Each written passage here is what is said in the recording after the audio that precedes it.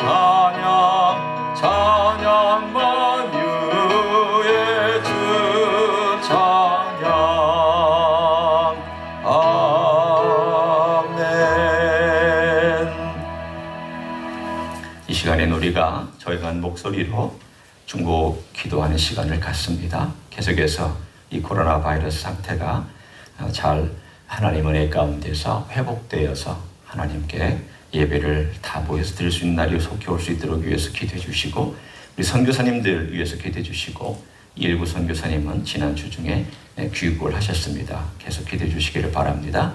연약한 분들 위해서도 계속 기도하겠습니다. 조용한 목소리로 기도합니다. 하나님 감사합니다. 오늘 우리 하나님 아버지 앞에 나갑니다. 주님 성령 속에서 지켜주시고 가정마다 주님의 안에 주님의 보호하심으로 함께 주시기를 소원합니다. 위로로 능력으로 함께 하옵소서. 주님 약한 종들을 기억하옵소서. 주의 거룩한 손을 위하여 주옵소서. 주님 전명의 권사님, 연석 권사님, 그리고 우리 최선의 집사님, 한정원의 내용, 그리고 약한 주의 종들에게 하나님 선교사님들을 기억하시고 주님의 선하신 손길과 그들의 미래와 또 그들의 건강과 그들의 손대는 사역에 함께해 주시기를 소원합니다. 일곱 선교사님 잘 기후하게 하신 것을 감사합니다. 계속해서 우리 드리는 예배를 받으시고 주님 허락하여 주시옵소서. 감사를 드립니다. 이 모든 기도의 제목을 사랑이 많으신 예수님의 이름으로 기도하옵나이다. 아멘. 다 같이 우리의 신앙을 사도신경으로 고백하시겠습니다. 전능하사 천지를 만드신 하나님 아버지를 내가 믿사오며 그 외아들 우리 주 예수 그리스도를 믿사오니 이는 성령으로 잉태하사 동정녀 마리아에게 나시고 본디오 빌라도에게 고난을 받으사 십자가에 못 박혀 죽으시고 장사한 지 사흘 만에 죽은 자 가운데서 다시 살아나시며 하늘에 오르사 전능하신 하나님 우편에 앉아 계시다가 저리로서 산자와 죽은 자를 심판하러 오시리라. 성령을 믿사오며 거룩한 공예와 성도가 서로 교통하는 것과 죄를 사하여 주시는 것과 몸이 다시 사는 것과 영원히 사는 것을 믿사옵나이다. 아멘. 다 같이 일어나셔서 50장 찬송하심으로 봉헌하도록 하겠습니다.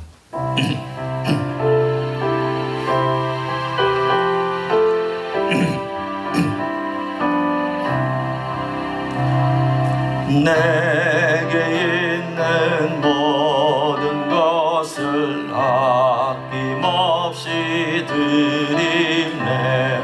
사랑하고 의지하며 주만 따라 살리라. 주께 드리네. 주께 드리네. 사랑하는 구주 앞에 모두 드리네. 기도하겠습니다. 하나님 아버지, 우리의 모든 삶의 주인이신 우리 주님을 찬양합니다. 우리의 앞길이 또 우리의 미래가 어떻게 될지 저희는 알지 못하지만 그러나 주님을 따라가는 사랑하는 종들의 모든 하루하루 발걸음을 보호하시고 인도하실 줄로 믿습니다. 오늘 우리가 하나님 아버지 앞에 봉헌합니다. 가정에서도 봉헌하며 또 이렇게 예배당 안에서도 봉헌합니다. 우리 주님 하늘에서 마음껏 받으시고 흠양하여 주시기를 원합니다. 간절한 마음으로 정성을 가지고 드린 이 귀한 예물을 받으시고 주님의 나라와 그의 뜻이 이루어지게 축복하여 주시옵소서. 주님, 이 모든 환난이 지나도록 눈동자같이 보호하여 주옵소서. 건강을 지켜 주옵소서. 주님, 미래가 우리 주님의 손에 있음을 알고 감사로 찬양으로 주님의 말씀을 깊이 묵상함으로 은혜 받는 시간들 되게 축복하여 주시옵소서. 예수님 이름으로 기도합나이다. 아멘. 앉으시겠습니다.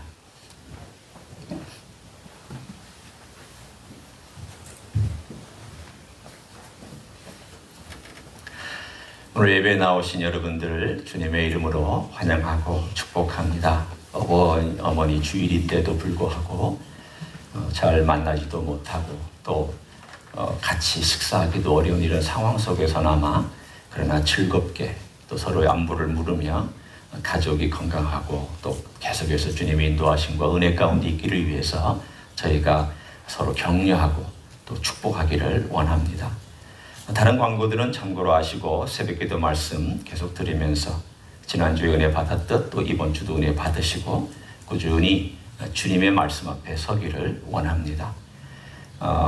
고민 중에 있는 한 가지 것은 저희가 이제 10명 미만으로 예배를 계속 드리고 또 이 10명 미만의 행정명령이 언제 또 조금 더 20명으로 혹은 30명으로 늘어날지 모르지만 저희도 또한 교회당으로서 예배로서 고민해야 될 게 있습니다.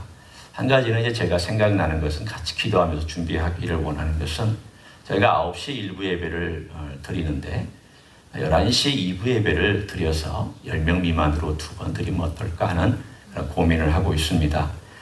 계속 영상 예배는 할 겁니다. 왜냐하면 몸이 약하신 분들이나 또는 거리를 둬야 되기 때문에 나오시지 못하는 분들을 생각해서 그렇게 해야 하겠지만 그러나 또 다른 또 우리가 선택할 수 있는 길이 있다면 성도들이 그래도 모일 수 있는, 그리고 본당에 와서 예배 드릴 수 있는 기회를 한 번은 더 드리는 것이 어떨까 고민하고 기도하고 있습니다. 여러분도 기도하시고 고민하시기를 바랍니다. 나머지 광고는 여러분이 참고해 주시기를 바랍니다.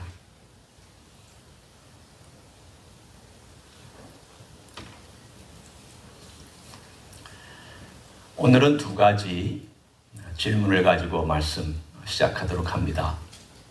첫 번째 질문은 고난이 지속될 때에도 과연 그리스도를 따를 가치가 있을까? 연속해서 고난이 해결되지 않은 상황 속에서도 정말 그리스도를 따르는 게 무슨 의미가 있습니까? 라는 질문을 드리고 싶습니다. 두 번째 질문은 미래가 불투명할 때, 아니 불투명한 정도가 아니라 미래가 불투명하다고 확신할 정도로 불투명할 때 그래도 그리스도를 따를 가치가 있는가? 그럴 의미가 있는가?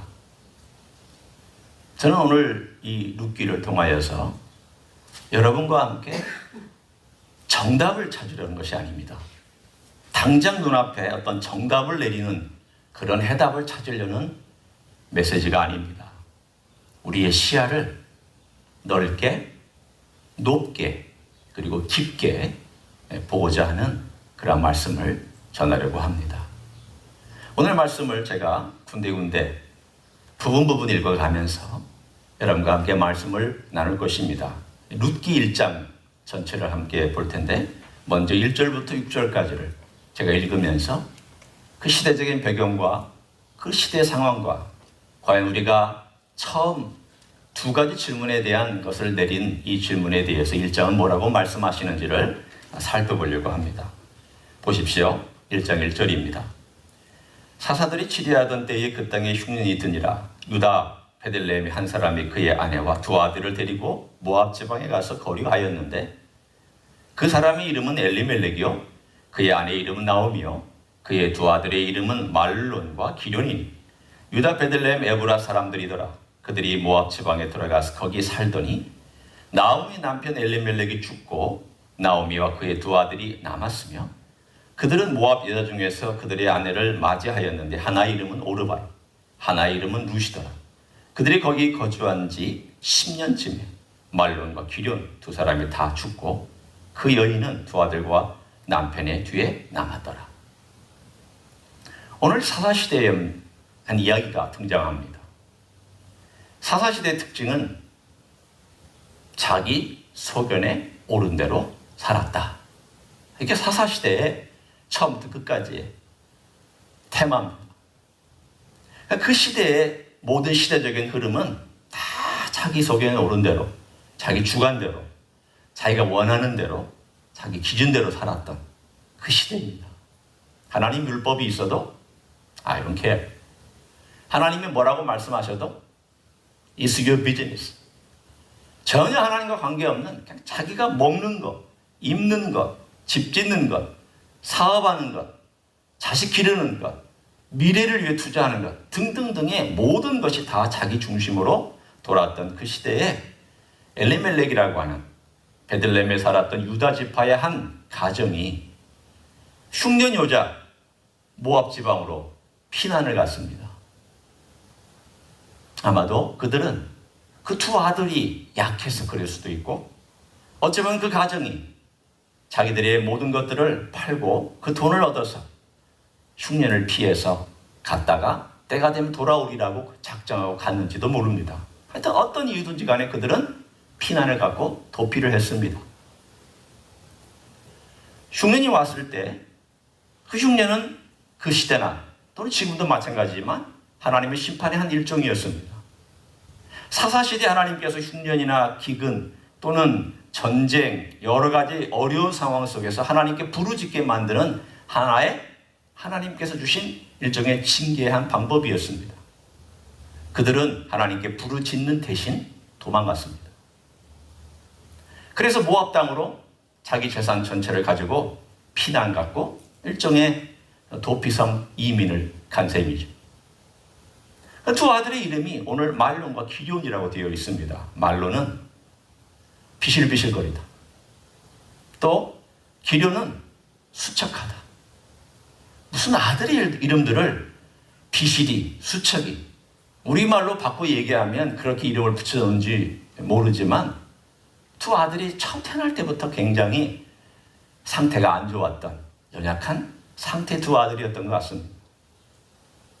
아마도 그런 이름을 붙여줬을 때에는 너희들이 연약한 것을 알고 스스로 몸조심해서 건강하게 살아라 하는 그런 부모의 마음이 있었는지도 모릅니다. 아마도 두 아들 때문이라도 더 그렇게 양식이 있는 모압 땅으로 갔는지도 모르죠. 그런데 그들이 가서 얼마 있다 시간을 지내는 그 순간에 갑자기 엘레멜렉이라고 하는 자기 남편이 죽었습니다. 그리고는 10년쯤 되었을 때 결혼한, 그래서 서둘러서 결혼시켰는지도 모르지만 결혼한 두 아들이 죽었습니다. 그래서는 오늘 본문에 있는 것처럼 오늘의 여러 가지 이야기 중에 갔다 놨다, 갔다, 남았다 이런 말들이 강조되어 나옵니다. 남았더라. 3절에도 5절에도 남았더라. 그리고 와서 6절부터 이제 우리가 18절까지 말씀을 제가 읽을 텐데 거기에 나오는 두 여인의 고백을 여러분이 눈여겨서 또 귀를 기울여서 보시고 들어보시기를 바랍니다.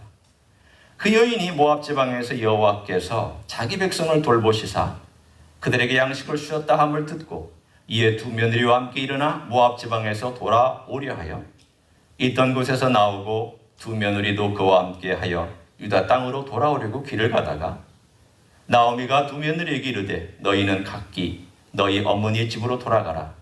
너희가 죽은 자들과 나를 선대한 것 같이 여호와께서 너희를 선대하시기를 원하며 여호와께서 너희에게 허락하사 각기 남편의 집에서 위로를 받게 하시기를 원하노라 하고 그들에게 입맞춤에 그들이 소리를 높여 울며 나오미에게 이르되 아니니이다. 우리는 어머니와 함께 어머니의 백성에게로 돌아가겠나이다 하는지라. 나오미가 이르되 내 딸들아 돌아가라. 너희가 어찌 나와 함께 가려느냐. 내 태중에 너희의 남편 될 아들들이 아직 있느냐. 내 딸들아 되돌아가라. 나는 늙었으니 남편을 두지 못할지라. 가령 내가 소망이 있다고 말한다든지 오늘 밤에 남편을 두어 아들들을 낳는다 하더라도 너희가 어찌 그들이 자라기를 기다리겠으며 어찌 남편 없이 지내겠다고 결심하겠느냐. 내 딸들아 그렇지 아니하니라. 여호와의 손이 나를 치셨으므로 나는 너희로 말미암아 더욱 마음이 아프도다 하며 그들이 소리를 높여 다시 울더니 오르바는 그의 시어머니에게 입맞추되 룻은 그를 붙쫓았더라. 나오미가 또 이르되 보라 네 동서는 그의 백성과 그의 신들에게로 돌아가나니 너도 너의 동서를 따라 돌아가라 하니 룻이 이르되 내게 어머니를 떠나며 어머니를 따르지 말고 돌아가라. 강권하지 마옵소서.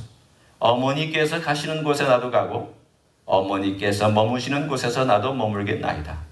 어머니의 백성이 나의 백성이 되고 어머니의 하나님이 나의 하나님이 되시리니 어머니께서 죽으시는 곳에서 나도 죽어 거기 묻힐 것이라. 만일 내가 죽는 일 외에 어머니를 떠나면 어머니께서 여호와께서 내게 벌을 내리시고 더 내리시기를 원하나이다 하는지라. 나오미가 룻이 자기와 함께 가기로 굳게 결심함을 보고 그에게 말하기를 그치니라. 오늘 18절까지를 보면 참 감동적인, 읽을 때마다 그 두 여인 다 떠나고 그리고 두 며느리 가운데 한 며느리는 부족게 해달라고 하다가 결국 설명을 듣고 떠나가고 딱 하나 여인 남고 또 하나의 그 어머니가 남은 바로 이 비극적인 상황. 그런 가운데도 그 안에 보석같이 표현되고 있는 이 고백들. 1장의 그 비극 속에서도 비극만이 있다는 것이 아닌 것을 우리들에게 말씀해 주고 있습니다. 반전이 일어났습니다. 갑자기 흉년이 들었던 이스라엘 땅에 하나님께서 흉년을 거둬가시고 은혜를 베푸셨습니다. 묘하죠? 흉년을 피했던 사람들은 흉년보다 더한 절망에 들어가고, 흉년에서 남아있었던 사람들은 여호와의 긍휼을 받았습니다. 그러자 나오미가 다 잃고 나서 돌아갈 때가 됐구나.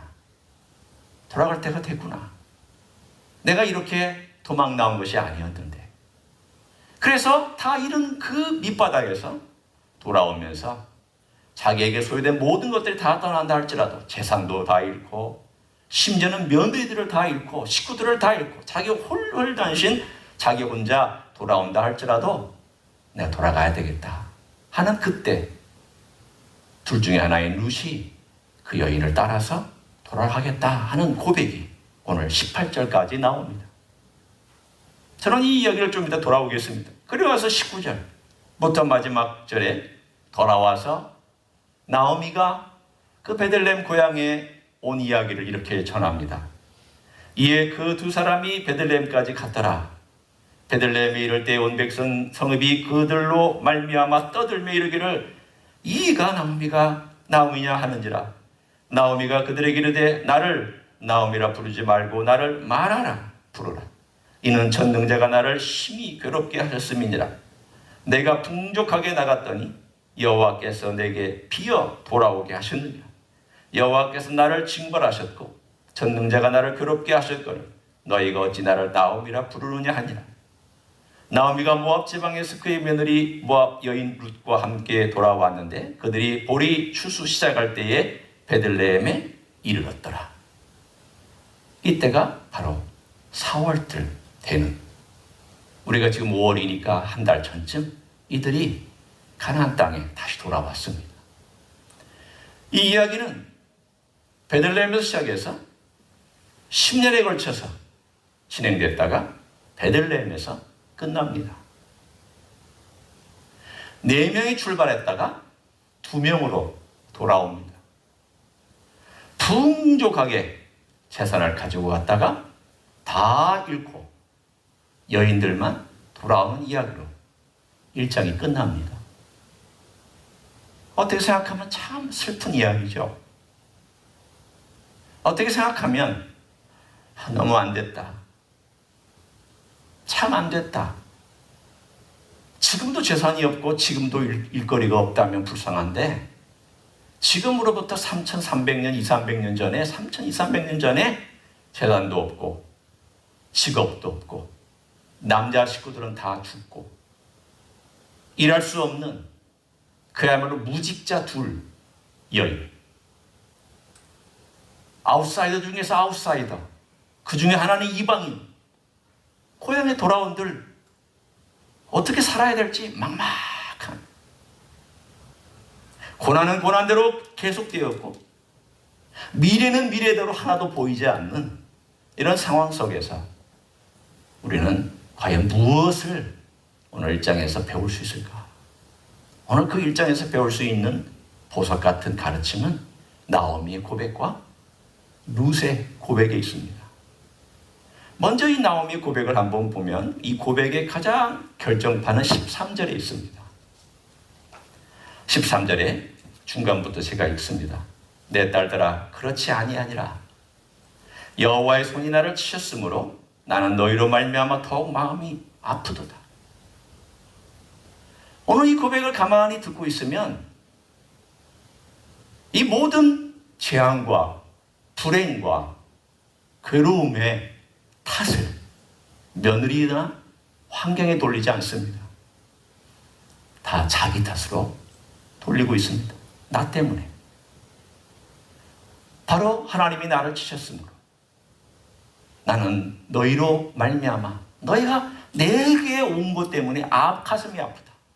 내게 안 왔더라면 이런 불행을 겪지 않았을 텐데, 내 가족이 되지 않았더라면 너희들도 잘 살고 자식 낳고 건강하게 잘 먹고 살았을 텐데 나한테 와서 너희가 이런 고생을 하는 거 참 불쌍하게 생각하고 안되게 생각하고 내가 어떻게 해야 될지를 모르겠다. 모든 책임을 자기에게 돌리고 있는 성숙한 한 여인의 고백을 들을 수가 있습니다. 우리는 불행이 생기면 누군가에게 손가락질하고 싶습니다. 불행이 생기면 누군가의 책임으로 탓으로 돌리고 싶어 합니다. 그래야 내가 마음이 편하죠. 나는 아니라고, 내 책임 아니라고. 그런데 이 여인은 먼 옛날에 자기 탓으로 돌리면서 그 다음 이렇게 얘기를 합니다. 여호와께서 나를 치셨다. 오늘 본문의 13절에 그 여호와의 손이 나를 치셨다.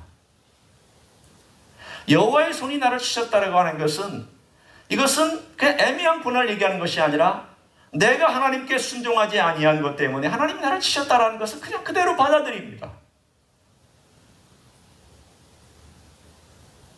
그걸 인정합니다. 고난을 고난으로 받아들입니다. 나중에 그가 돌아와서 베들레헴 땅에서 여인들이 이가 나오미가 아니냐라고 얘기하기를 나를 나오미라고 부르지 마라. 마라라 부르라. 나오미란 이름은 즐거움인데 마라는 괴로움입니다. 나 즐거운 여인이라고 부르지 마라. 나 괴로운 여인이다. 하나님의 손이 나를 치셨다. 전능자가 나를 괴롭게 했다. 심히 나를 어렵게 했다. 다 가져가셨다. 빈손으로 오게 하셨다. 여러분, 여기에서 단순히 모든 책임을 자기에게 돌리고 있는 한 여인의 신앙보다 더 깊이 들어가고 있는 신앙이 무엇일까요? 그건 다른 것이 아니라 하나님의 손길을 그는 여전히 의식하고 살아가고 있다는 바로 그 메시지입니다. 여러분, 이게 왜 중요할까요?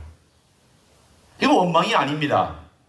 원망과 하나님 아버지 앞에서 현실을 직시하는 것은 차이가 있습니다.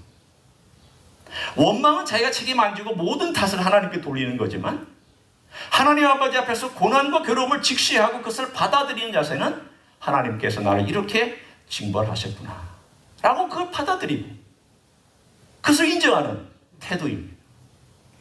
나오미의 성숙한 태도는 하나님 아버지 앞에서 하나님의 섭리를 인정하고 있는 내용입니다.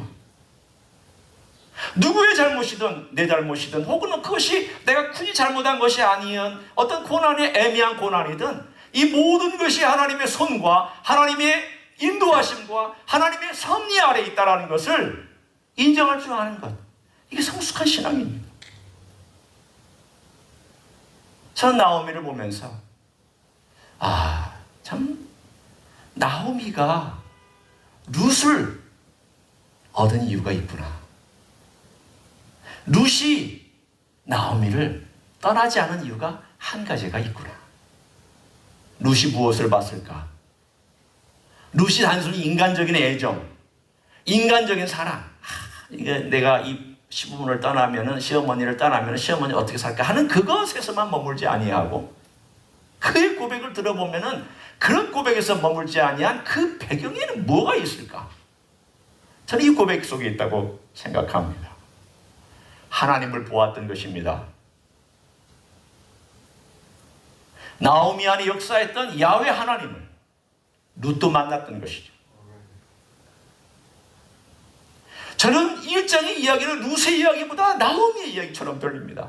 우리는 많이 얘기하기를 룻의 고백, 룻이 얼마나 위대하냐, 룻이 얼마나 결정적이냐, 얼마나 위대한 결심을 했느냐, 이방 여인인데 그까지 따라올 수 있었느냐라고 우리는 얘기하지만, 저는 오히려 반대로 뒤집어서, 아니, 나오미가 얼마나 위대하냐, 그의 신앙이 얼마나 성숙하냐, 그가 사람을 대하는 마음이 얼마나 귀하냐, 그의 신앙 고백이 얼마나 하나님 아버지 앞에서 자기 자신의 그 고난을 받아들이고 있느냐.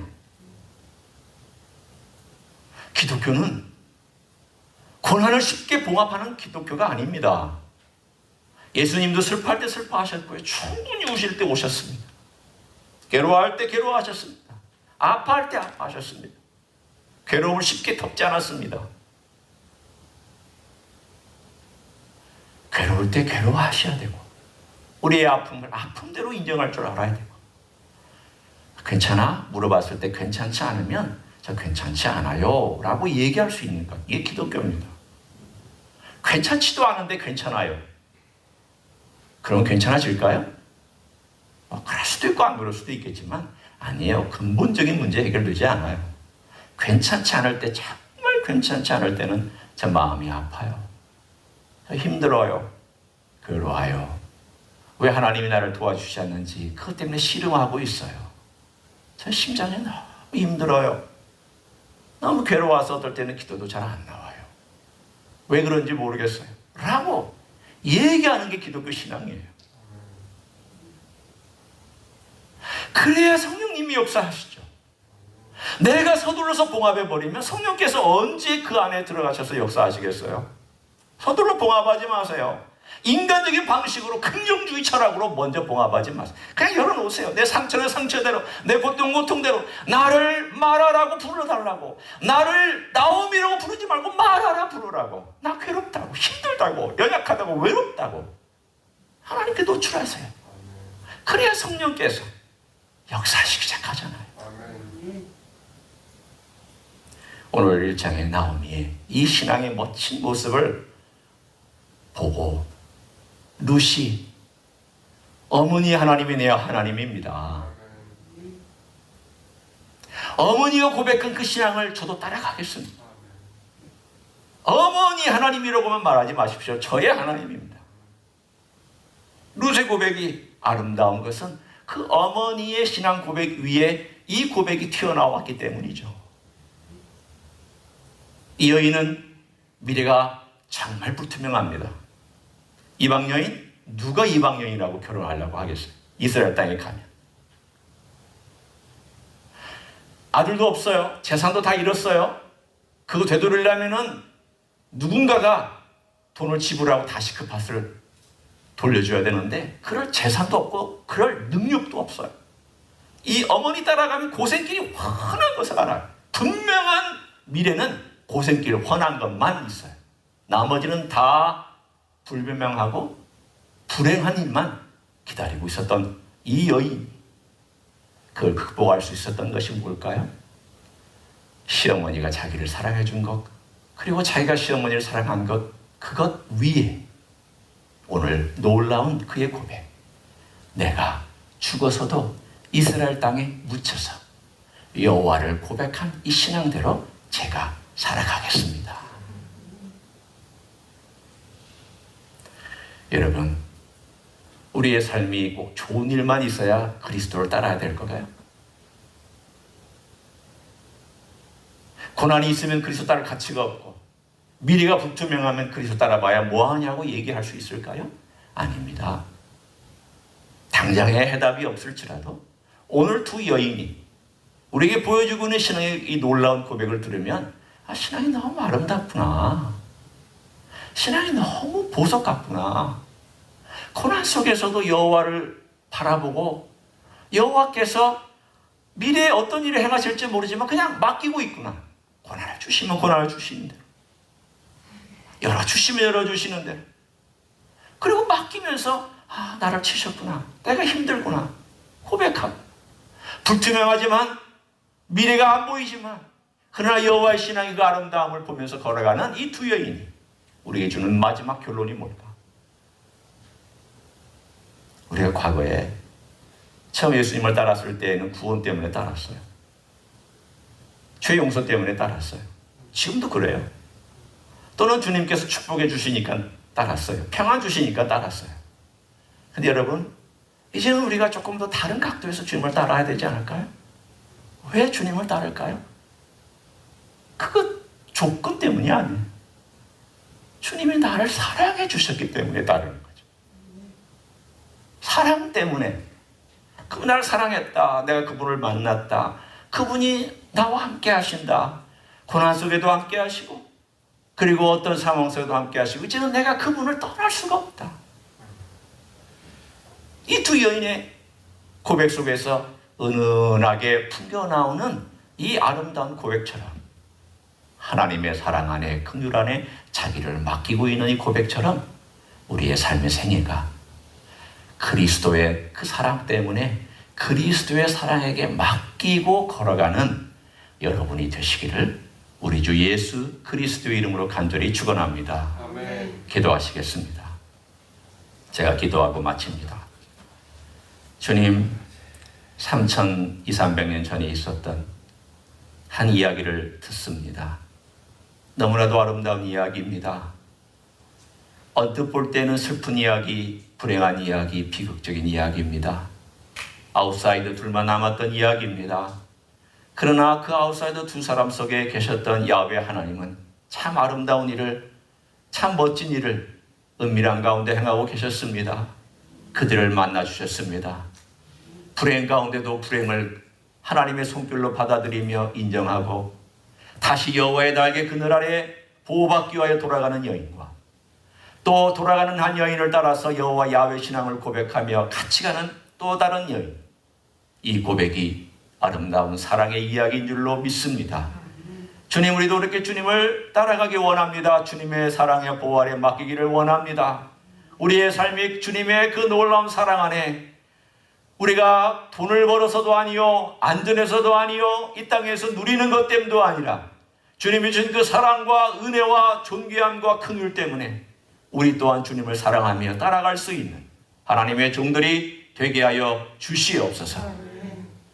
이제는 우리 구주 예수 그리스도의 은혜와 하나님 아버지의 극진하신 사랑과 성령 하나님 교통하심의 역사가 오늘도 우리 주 예수 그리스도를 사랑함으로 따라가고 사랑하기 때문에 목숨 바쳐서 주님을 위하여 걸어가기를 원하는 가정에서 예배드리는 모든 종들 위해와 이 자리에 참여한 종들 위해 주 임재 히스교회 예와 이민교회들과 한국교회들과 선교사님들 위해 이제로부터 영원히 함께 하실지어다. 아멘.